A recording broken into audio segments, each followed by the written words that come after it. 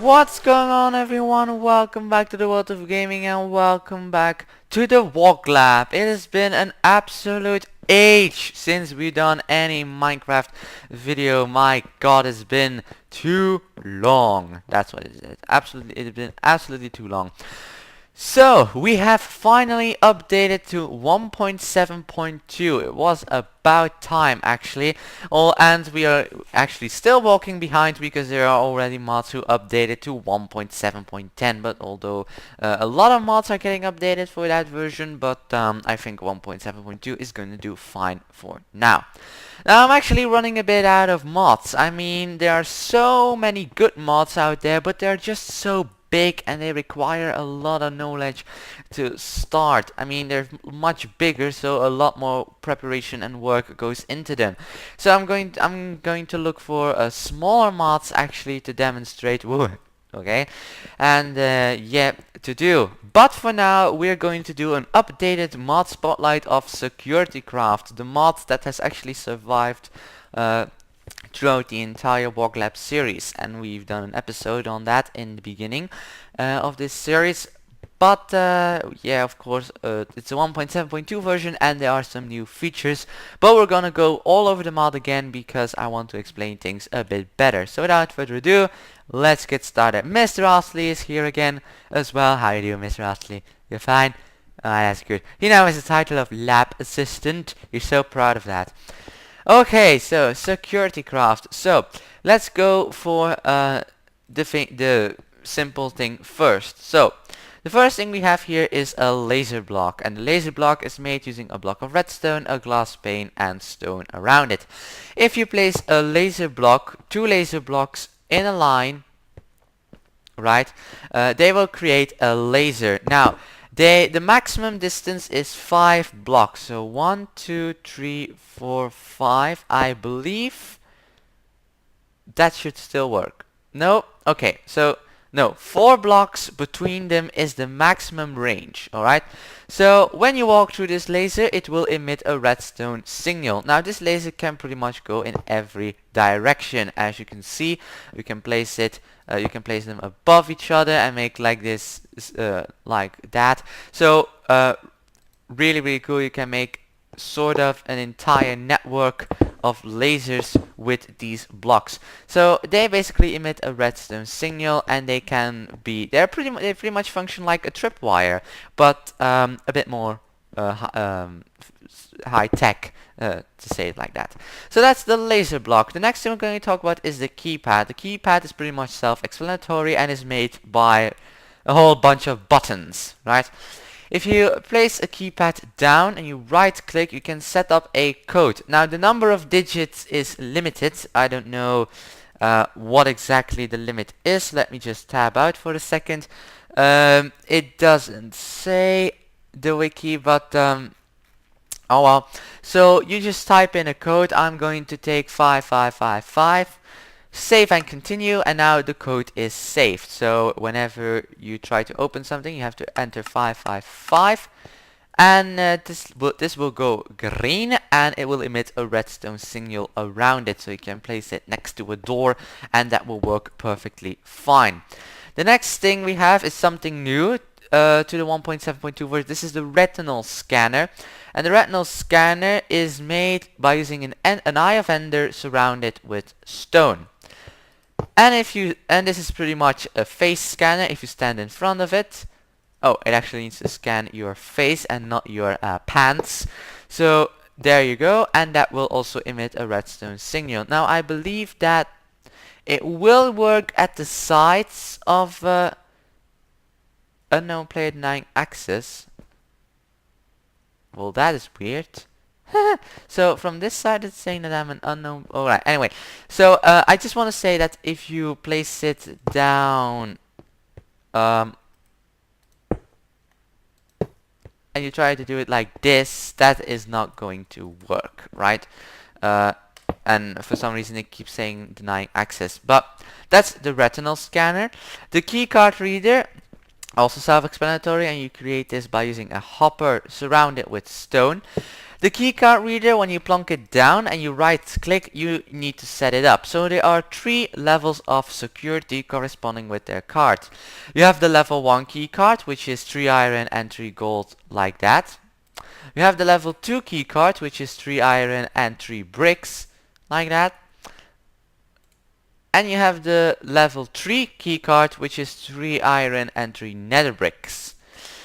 So if I set this to level of security 2, you'll see that a level 1 keycard won't work. A level 3 keycard, well, I'm gonna have to demonstrate that this sends out a redstone pulse. So let me just line up some redstone. So level 3 will work, and of course level 2 will work. So basically, every level that is higher than the level you set this to will work, but lower won't work.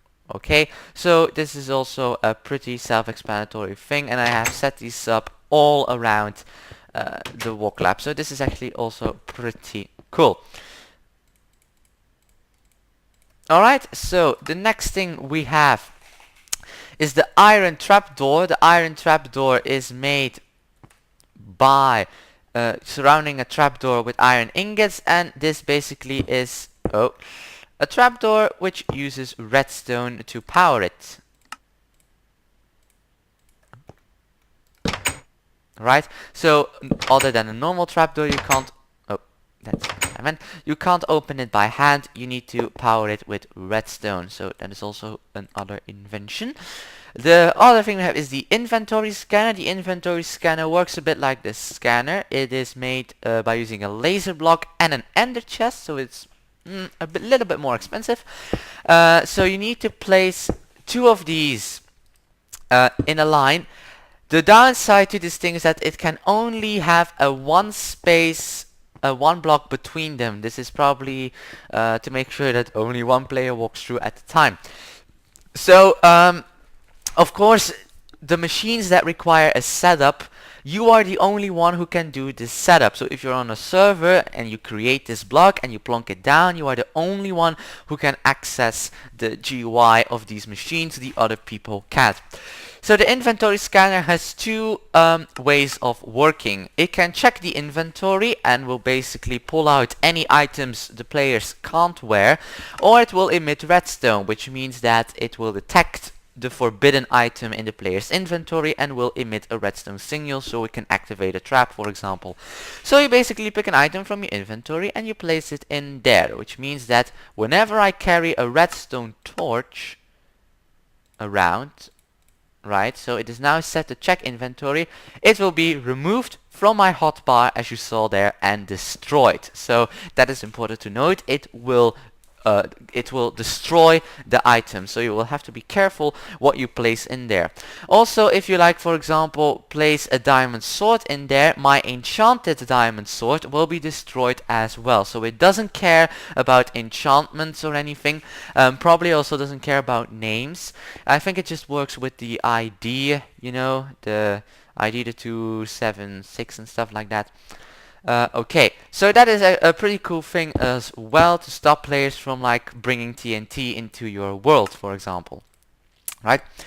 The next thing we have is a cage trap. The cage trap doesn't have a texture, but I believe that, yep, if you stand on it, you will get a message and you will basically get the reinforced iron bars around you. So yeah, that is pretty cool. These reinforced iron bars are indestructible, right, by other players, so they will be trapped, and they won't be able to escape. So it's actually kind of a troll way to do. The only trouble is that with the fact that it has no texture, you will have a hard time, you know, like hiding it away.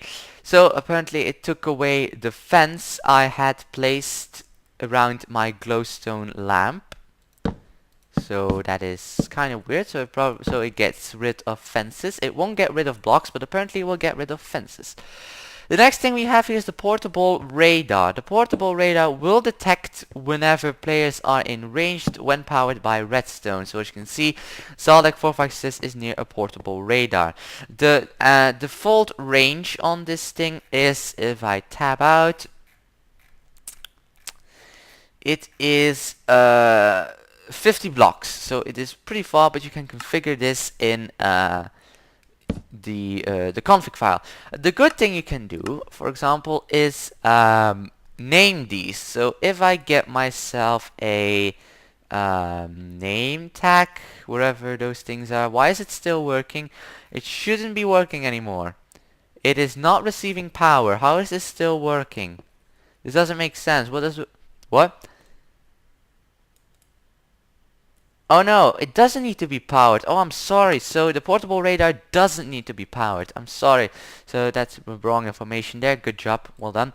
Where are the bloody name tags? God damn it. There.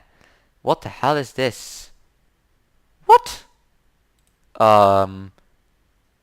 What? Oh, it's from custom NPCs, probably. Yeah. So if I get myself a name tag and I go to an anvil and I rename this to, for example, yeah, WOG-Lab, and I use this on the radar, it will now say Zaldek4 is near portable named WOG-Lab. So you can set these around the perimeter and you can see where they're going. So I can set up a portable radar in the air dock and then it will come to say is near your portable radar named air dock. So that's a pretty cool way of it's like a security camera but without any actual video. That's the way you can see the portable radar. Alright. Oh yeah, and it's made by using a redstone torch, a piece of redstone, and iron around that. The next thing we're going to talk about is the reinforced iron bars. It's just an iron bar with 4 iron ingots around it, and this will get you 4 reinforced iron bars. These are indestructible, so you have to be careful when you place them down, because well, probably the one who places it can destroy it. I'm not really sure. So they look like this. Pretty cool, and they are indestructible, so you can make an entire wall of this where players can simply not get through. Because it is very simple, we're also going to take a look at the reinforced glass pane, which is a glass pane surrounded by 4 glass blocks, right? And this is basically the same thing. It is indestructible and also very good against creepers, I suppose. So it's like bulletproof glass. They don't have reinforced glass blocks, however. It are only the glass panes. So yeah, note that that is actually a problem. The next thing we have is the passport protected chest, which is made by using a chest, a keypad, and iron around it. So when you set this up, you will need another code. So probably it is again, well, I don't know, I can type letters and numbers. Let me see if I do D5Z, for example. Invalid code. Okay, DZ, invalid, so it's probably a number, so let's just say 5555 again. There we go. So again, it works basically like the keypad. You type in the code, you will get access to its chest. So that's pretty cool to keep, a pretty good way to keep people out of your chests on servers, as they usually try to do. The next thing we have is a username logger. Again, it doesn't have any texture, but basically it will register the name of everyone who comes into its radius. Its default radius is 3 blocks, so you can like set this up somewhere and you will see anybody who passes his name who passes by without them actually knowing it. So that is pretty cool. Then we have the alarm. Right, the alarm is will give off an alarm, of course, when powered with redstone.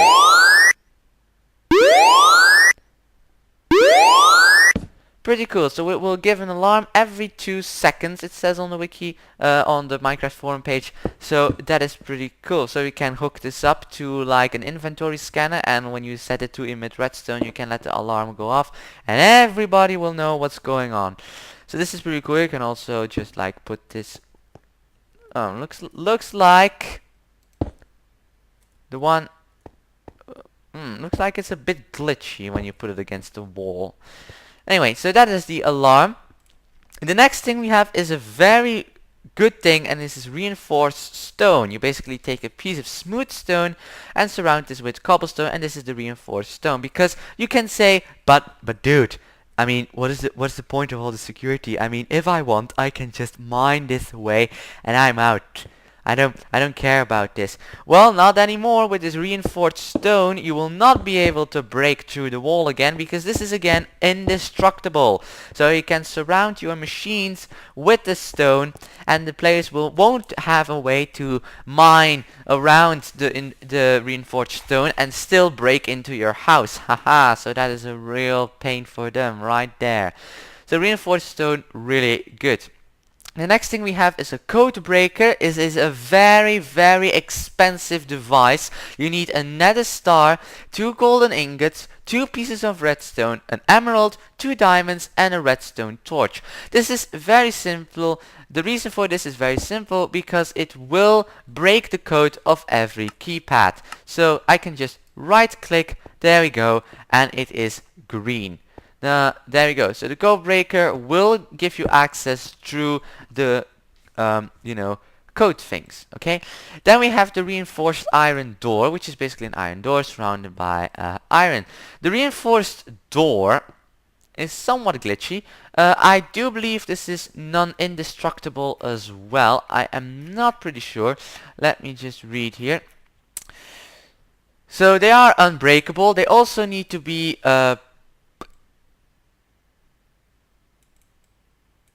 so the doors are indestructible, and they have to be powered with redstone to open. Alright, so that is pretty cool. So they are indestructible. The next thing we have is a universal block remover. The universal block remover will destroy anything, a reinforced door, a keypad, the universal block remover will destroy a reinforced door, keypad, keycard reader, or retinal scanner when you right click on it. Right? So this is a way to get rid of it. Okay, now I don't think this thing has a crafting recipe. It has shears and 2 iron. Really? Really? Are you kidding me? So this just breaks it. What? But then what is the entire... I actually need to set that to level 3 because it's out. Then what's the entire... Okay, that is a bit of a stupid move here, the universal block remover. Why would you do that? That just defines the entire process of removing the blocks. I mean, players can just craft this and they... Oh, or wait. Maybe only the one who makes it... Maybe you can only use it on your own machines, your things you put down. I don't know. That would actually be interesting to test. I don't know, guys. You have to go on a server and test it out. We already talked about the keycards. Then we have the mine remote access tool, and this actually comes with the mine. We'll get to that later. First, we get the bucket of fake lava and the bucket of fake water. Basically, what these things do, if I just get out into the real world, and I'm getting to the Taurus here. Basically, these things do the opposite of what you expect, right? The fake water will kill you, the fake lava won't kill you. It will set you on fire, but it won't damage you. This is a fun way to trick players. You can make like a waterfall in front of your axis like this. This is entirely made of fake water, and players will be like, oh yeah, you can go through that. No, they can't. They will burn themselves. So this is actually a really, really good defense system against other players. Really, really liking it. Alright, then we're going on to the explosives, and for the explosives we are going to have to set up a blast platform, I suppose. I'll be right back to do that. Alright, the next thing we're going to talk about is the mine. The mine, obviously, will explode when you touch it with your hand or walk on it. So apparently it also likes to put a fire on it. Really nice. Alright, good, thank you. Oh crap, oh crap. Alright, so when you place down the mine, it will be active, right? But you can, by the way, it's created by using gunpowder and 3 iron and will give you 3 mines. But you can control them by using your mine remote access tool. And this is made by using a diamond, gold, redstone, torch, and a stick. So this access tool, you need to right click on a mine to bind it to the access tool, and here you can activate, deactivate it, or detonate it. So I can deactivate this mine, and it will simply, I can walk over it very safely. They are not activated, right? I can activate my mine, and then it will explode when I walk over it, and I can also remotely detonate it. Very fun stuff, isn't it? So that is it for the mine and its mine remote access tool.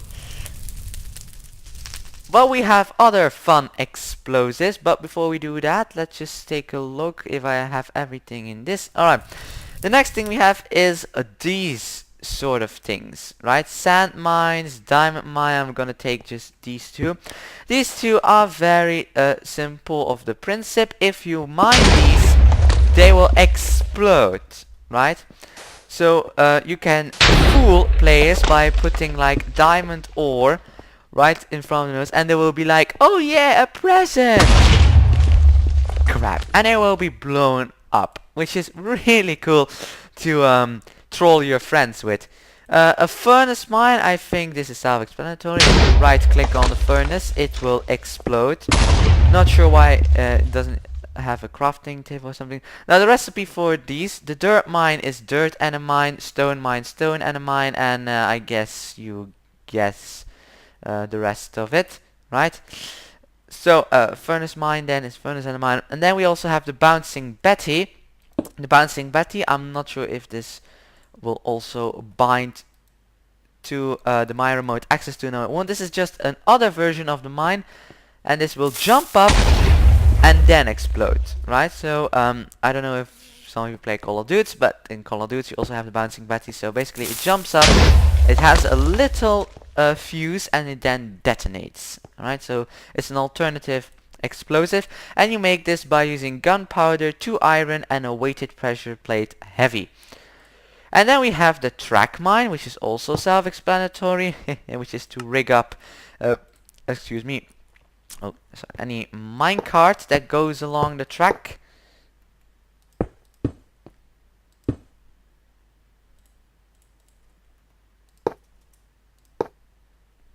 So let's do that.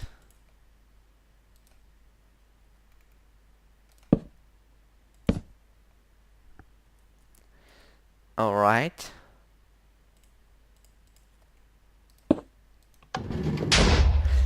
There we go, and that blows up in your face as well. Really cool stuff. And that is it for this mod spotlight, I believe. We have everything of the explosives, right? We have everything of here. So yeah, that is a SecurityCraft, guys. So this is a really cool mod to protect your buildings from creatures in vanilla Minecraft, or of course from other players in servers, and you can also troll them with this mod. Really cool. So I think that's going to be it for this episode of the WOG-Lab. I thank you for watching. I hope you enjoyed. A like is always appreciated. Subscribe for more videos, and we'll see you all in the next episode. Bye bye.